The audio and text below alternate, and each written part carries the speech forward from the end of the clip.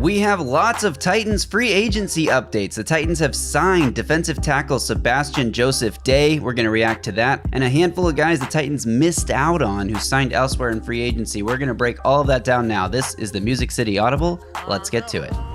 Welcome everyone to another episode of the Music City Audible podcast presented by Broadway Sports Media in partnership with 440 Sports. I'm Justin Graver. With me as always is Justin Melo, and today, as I mentioned off the top, we got a lot of news to go through for the Titans. Particularly interesting is the report that they have signed defensive tackle Sebastian Joseph-Day.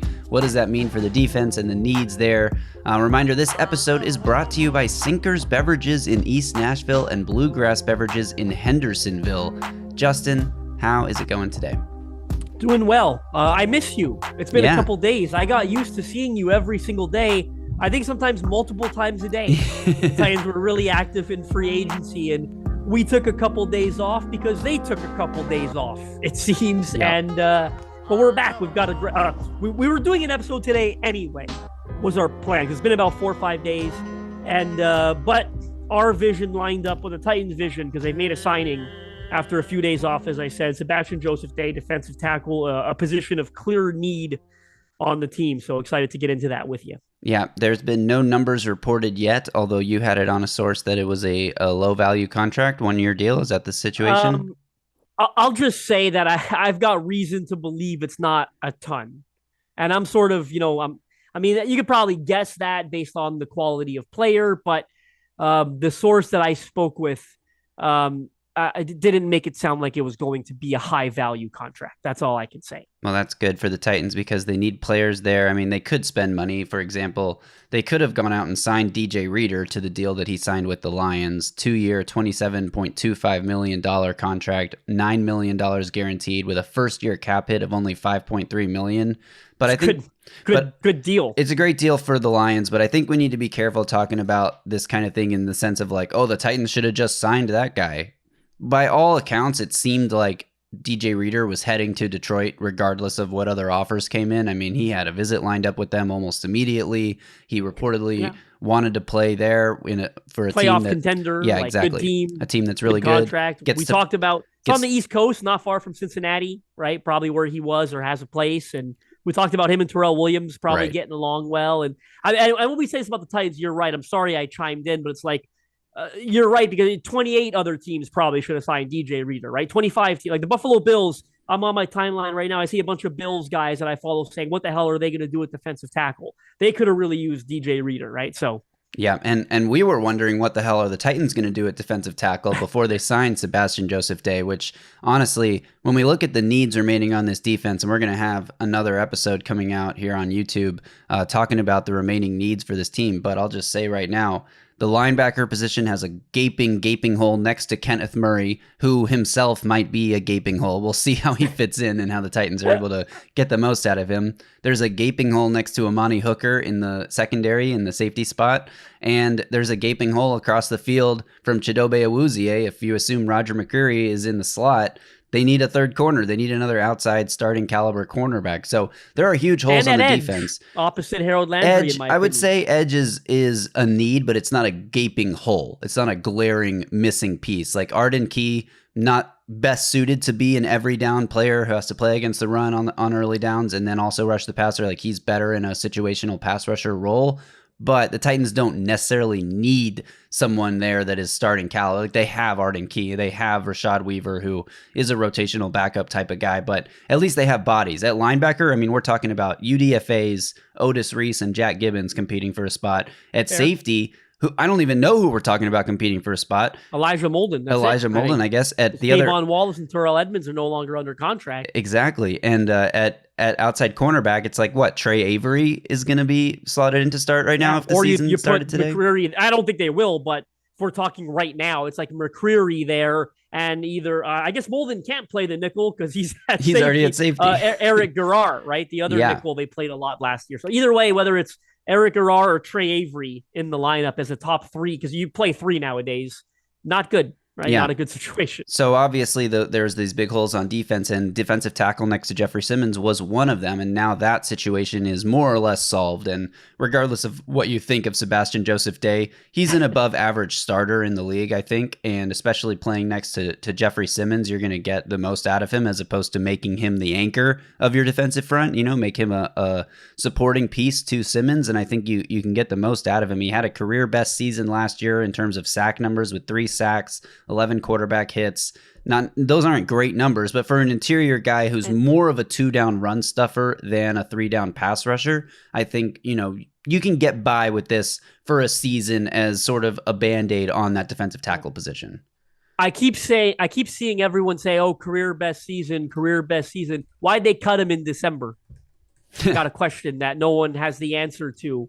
I'm not as crazy about the signing as you are. I don't think. I'm just going to be honest. Don't get me wrong. I'm not crazy about this signing. I just think he's an above average player who can I'm not willing to go there, though, snaps. is what I'm saying. I'm not even willing to go there. I mean, I'll say this. He's better than what they had. Exactly. I think no doubt about it, he's better than what they had. They had nothing, right? They had Keandre Coburn, who was, got cut as a rookie. Not a great sign when you were I liked him coming out of Texas, wasn't it? He a Hookem guy. He was Texas guy, right? Yeah. I liked him coming out, but getting cut as a 6th or 7th rounder as a rookie, not great. Quentin Bohanna, who else is even on the roster at that spot? Essentially nothing. So I like him better than what they had, because they virtually had nothing. But I don't think that guarantees they're going to be good, or that he's going to be good. I mean, there are a couple things that concern me. Number one, again, he just got cut in December, right? That's missed me with all this career year stuff. He got cut in December. Good with the Rams, coming out 6th round pick, playing next to Aaron Donald. I think that helped him a lot. Good with the Rams. Parlayed that, 4 years of production into a good contract with the Chargers. 3 years, $24 million. When they signed him, the Chargers had one of the worst run Ds in the league. They allowed 138 rushing yards per game. They signed him to try to stop the bleeding. They got worse in that department, right? It went from, they averaged 138, then they allowed 145 in the first year that he was there. They also had a linebacker playing behind him, couldn't stop the run, Kenneth Murray Jr. So the two of them together in that front seven did not do a great job stopping the run. Well, I would like to comment on that, though, if you don't mind, because you talk about, what defense they played in, and there was a lot made about Brandon Staley's defense in LA. And one of the staple philosophies of Brandon Staley's defense when he was with the Rams for a year, having incredible success as a defensive coordinator, and then with the Chargers for multiple years as their head coach, still running the defense, is that he was okay giving up the run. We'll give up 3, 4, 5 yards a carry. We're going to stop the explosive plays. We're going to force you to drive, 13, 15 plays down the field, picking up little bits and pieces here and there, and then force you to convert on 3rd down multiple times. That was the philosophy of the defense. Now, it didn't really work, because they gave up way more than 3, 4, 5 yard chunks on the ground. They gave up 10, 12, 25 yard chunks on the in-run defense. And a lot has also been made about how complex his scheme was. And maybe it was a little too complex for a guy like Kenneth Murray, who just needs to be able to shoot the gap and run downhill and use his athleticism and not have to sit there on the field and think so much and read so many keys. So I think it's tough to say that the run defense was bad in LA because Sebastian Joseph-Day was signed as a defensive tackle, and it got worse with him there. I don't think you're saying that, but I just want to make sure we don't give that impression that this LA defense, always plenty of blame to go around. It was literally designed to give up the run, and they, relied on guys like Sebastian Joseph-Day to sort of stop that and let the linebackers be free flowing. And maybe he wasn't necessarily great at that, but also, like you mentioned, who he was playing next to in LA, not great talent. When he was playing next to Aaron Donald in the Rams, those were his best seasons according to Pro Football Focus grades. I mean, his best season according to PFF. The contract he landed, right, based on the years with the so his best season according to PFF grades was 80.6 grade in 2020. That's near elite. I mean, that's high quality. Every other year of his career has been low 60s. 2022 actually was low 50s. So he has been, average to below average in a lot of seasons. First year in LA didn't go well. And so he was cut by the Chargers, like you said, in December after Week 15. Quickly picked up, though, by San Francisco and was with them for the regular season, that last 2 weeks of the regular season and their playoff run. So he was a contributor on a team that went to the Super Bowl. I mean, it's not like he was a total nobody washed guy, almost like when the Eagles signed Linval Joseph and Ndamukong Suh that one season that they went to the Super Bowl. Did he play? Because I don't know. Like, how much did he play? You got snaps in front of you for He for did San play. Francisco? His first week of being in San Francisco, obviously first week of the new team, he only played 11 snaps. His second week, though, he played 33 snaps. Pretty split, 18 against the run, 15 against the pass, and he graded out that week with a 72.4 grade for PFF, which is good starter quality grade.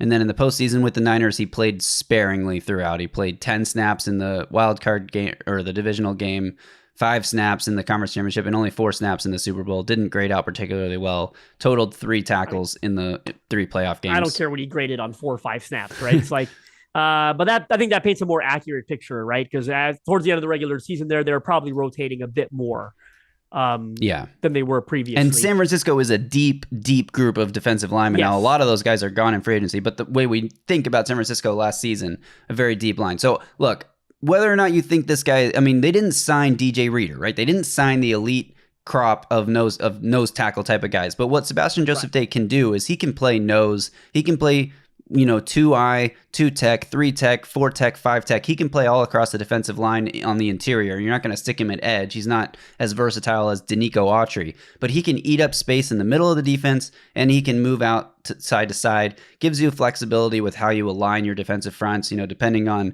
the run scheme you're facing, the team you're facing. If you're expecting more pass, if you're expecting more run, you can move him around a bit, and he can succeed doing that. So I think it's a quality signing, and like you said, we don't know the money yet, but based on your sourcing, the money's gonna be low. Look, they just needed a body there who isn't terrible, like who isn't somebody that's a UDFA that you're just throwing out there to the wolves next to Simmons. At least they have a guy who has a lot of starting experience and has played a lot of quality football in his career.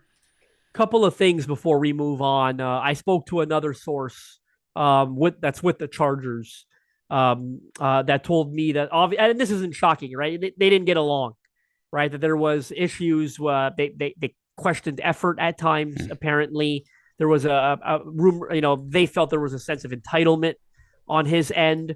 But again, I mean, they obviously things didn't go well for him there, right? So once you start butting heads, I mean, both sides have a story to tell, I'm sure. The sunshine that I will pump. You said it. Played with Aaron Donald in LA. Will be playing with Jeffrey Simmons in Tennessee. That's probably the best thing for him. That's when he played his best football. You're getting, he didn't play with anyone of Jeffrey Simmons' caliber on the interior with the Chargers. So that's the best thing for him. It's a 1-year deal, low cost. Obviously, he's trying to, he's probably thinking, next to Jeffrey Simmons, I got a chance to have a great year, hit free agency again, cash in like Azeez Al-Shire just did, like Sean Murphy Bunting just did. Titans obviously are looking for those types that can be a 1-year contributor.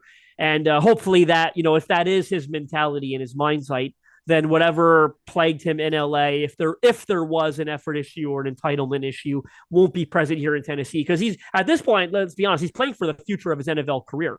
You're no longer on a multi-year, $8 million a year contract, right? You're essentially trying to stick in the league. So hopefully, I think maturity and motivation will be present. Yeah, and he's 28 years old, so like you said, this could be one of his last chances to really reprove himself. We're expecting it to be a prove it deal. That's what they call it, so that he can prove himself and sign one more big contract before he's just on a bunch of 1-year end of his career type of deals. So a solid option for the Titans there at defensive tackle. It doesn't totally fix the position. I think if you're talking about remaining needs, defensive tackle is still on the list, especially on the defensive side of the ball, but it's behind linebacker, safety, cornerback, defensive tackle. And I don't know how you stack up those 3 position group, those needs, cornerback, linebacker, safety, but those 3 definitely outweigh defensive tackle after this signing. I don't think it takes them out of the running from taking a defensive tackle in the draft. I think, when we do this next part here, when we talk about updated team needs, we're going to talk about maybe how the draft plans have changed a little bit from being surefire offensive tackle, wide receiver in the first 2 rounds. I no longer think that's the case, but the Titans will probably still be adding on defense. Like they know as well as we do what the holes still are and where they have quality players and where they don't. And the fact that they're still out there signing guys like Sebastian Joseph-Day is really good. Now, we mentioned earlier, they missed out on DJ Reader. They've also missed out on a couple other players that I think could have really helped them. One of them being Jerome Baker, the linebacker, who did reportedly, we never got confirmation that he came to Nashville, but there was a report that he was visiting Nashville last Thursday. He left without a contract. He went to Seattle. He visited Seattle as well, and he didn't leave Seattle without a contract. Seattle signed him to a 1-year, $7 million deal. Now, did the Titans offer something similar, and he chose Seattle? He chose to play with Mike McDonald, who just, made career years out of Patrick Queen and Roquan Smith. I don't know if that's the case. Jerome Baker has a lot of medical issues in his history. He's dealt with a lot of injuries even last season. The reason the Titans would have brought him in for a visit would be supposedly to check those medicals. There is a chance the Titans saw something and were like, look, it's not worth the risk. This guy could get re-injured very easily. He has this problem. He has this, whatever it is. So again, similar to DJ Reader, I don't want to lambaste the Titans for not signing Jerome Baker to this contract, especially if they felt like there was too much risk there.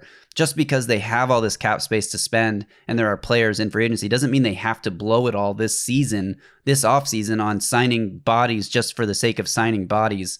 So did the Titans want Jerome Baker? We'll never know, but he chose to sign with Seattle. Whether that was because of a medical issue the Titans didn't offer, or if he just thought Seattle was a better fit for him, we'll never know. But that was a player that would have helped the defense, assuming he can stay healthy. And it's something I'll be tracking this season just for my own peace of mind is, will Jerome Baker be healthy and play 17 games in Seattle? I kind of doubt it.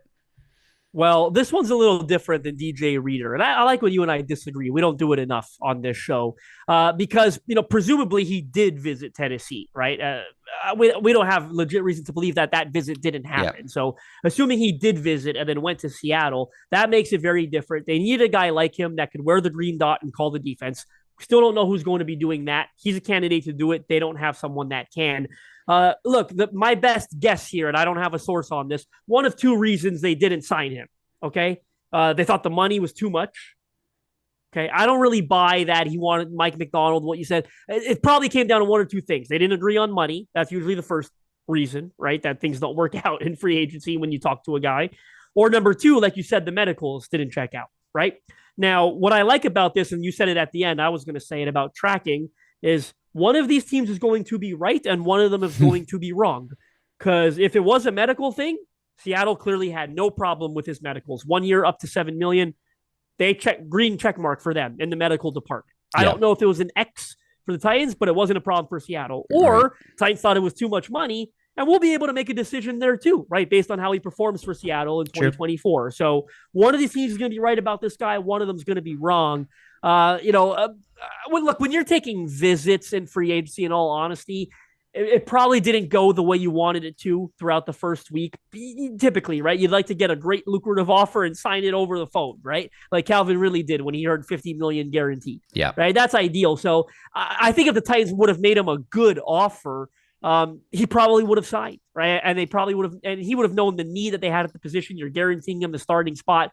He probably doesn't leave Tennessee if they make him a good offer, right? So who knows? But I'm skeptical about why they let him get out of the building. And I will be tracking how he does in 2024 for Seattle. Yeah, another guy we'll be tracking because the Titans missed out on signing him is Chase Young, who reportedly had a visit lined up with the Titans, but visited the Panthers first. Then he had a visit scheduled with the Saints, had to reschedule that to Monday, yesterday, and the Titans visit was also supposed to be reportedly yesterday, but I assume that would have been rescheduled when he went to New Orleans yesterday. Anyway, he doesn't leave New Orleans without a deal. Signs a 1-year, $13 million fully guaranteed contract. Now, there are prove-it deals, and there are prove it for 1 year, but you're still making bank deals. Now, obviously, this isn't up there with the $25 million, $28 million contracts that elite edge rushers are getting, which Chase Young probably envisioned him signing by this point in his own career after the rookie season he had. But still, doesn't make it out of New Orleans, never comes to visit the Titans. Titans never get a chance to sign him. 1 year, $13 million full and guaranteed, though. I'm not sure the Titans would have matched an offer like that had they had a chance to meet with him. Well, it's funny. I think the last time we talked about him, and I just remember this, I predicted that he wouldn't make it to Tennessee, that one of Carolina or New Orleans wouldn't let him get out of the building, and I was right about it. I mean, New Orleans, that's a strong offer. That's a strong deal from New Orleans. What I'm curious to see, and I checked Spotrac before we got on here, they don't have it yet.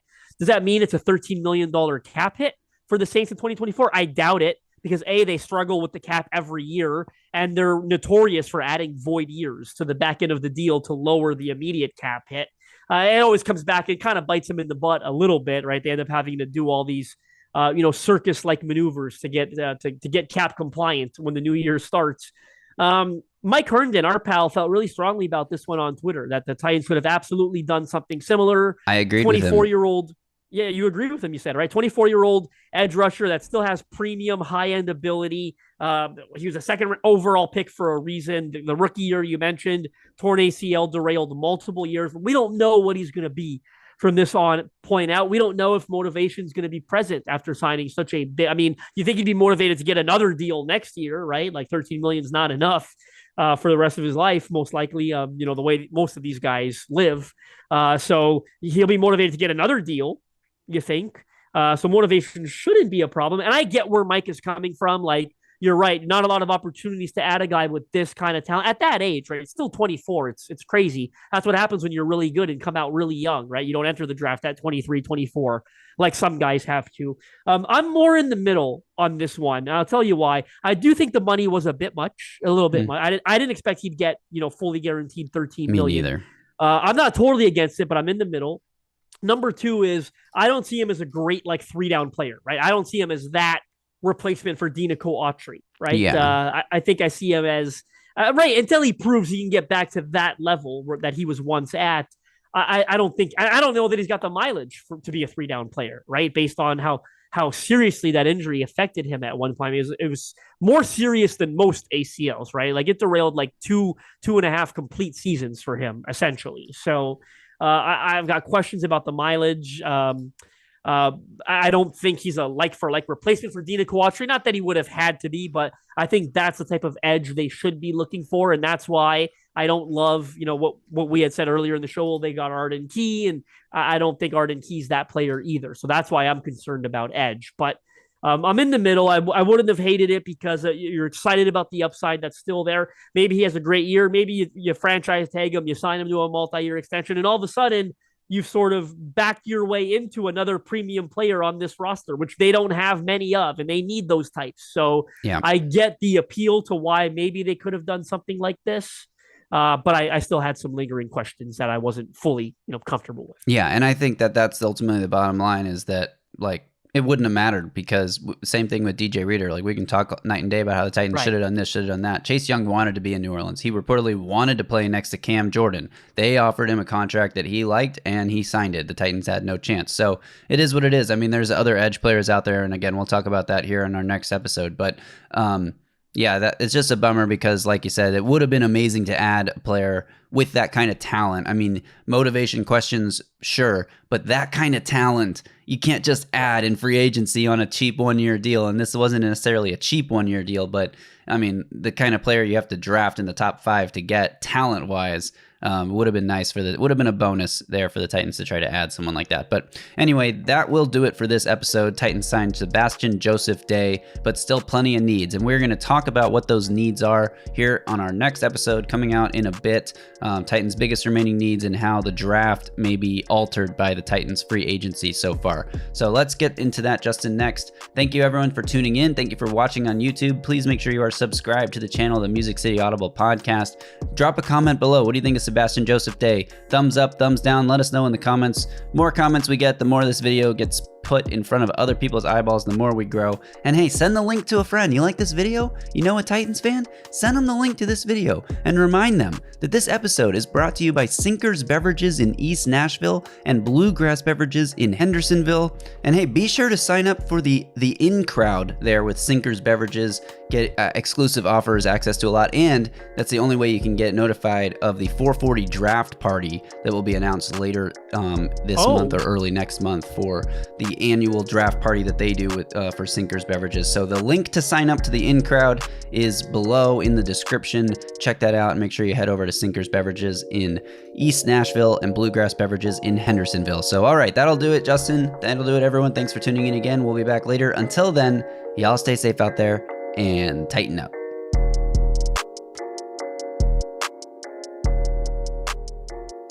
A Broadway sports media production.